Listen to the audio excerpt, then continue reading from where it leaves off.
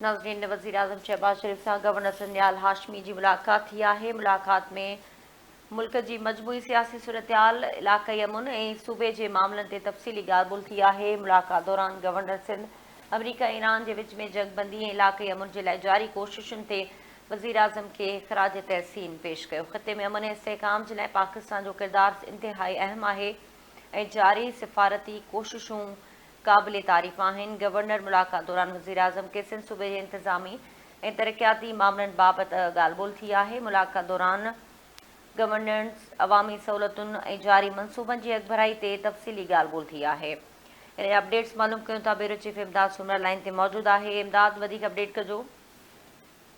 जी बिल्कुल, गवर्नर सिंध सैयद निहाल हाशमी जी जेको आहे वज़ीर आज़म सां मुलाक़ात कई आहे। वज़ीर आज़म सां मुलाक़ात खां पोइ अहम गुफ़्तगू थी आहे। जॾहिं त मुलाक़ात में मुल्क जी मजमूई सियासी सूरत हाल, इलाक़ाई अमन ऐं सिंध जे मामलनि ते तफ़सीली ख़्यालनि जी ॾे वठि कई वई आहे। जॾहिं त मुलाक़ात दौरान गवर्नर सिंध अमरीका ऐं ईरान जे विच में जंगबंदी, इलाक़ाई अमन अमान लाइ जारी कोशिशुनि ते वज़ीर आज़म खे ख़राज तहसीन पेश कयो आहे ऐं नेकबाशियुनि जो इज़हार कयो आहे। गवर्नर सिंध चयो त खिते में अमन ऐं इस्तेहकाम लाइ पाकिस्तान जो किरदारु इंतिहाई अहम आहे ऐं जारी सिफ़ारती कोशिशूं क़ाबिल तारीफ़ आहिनि।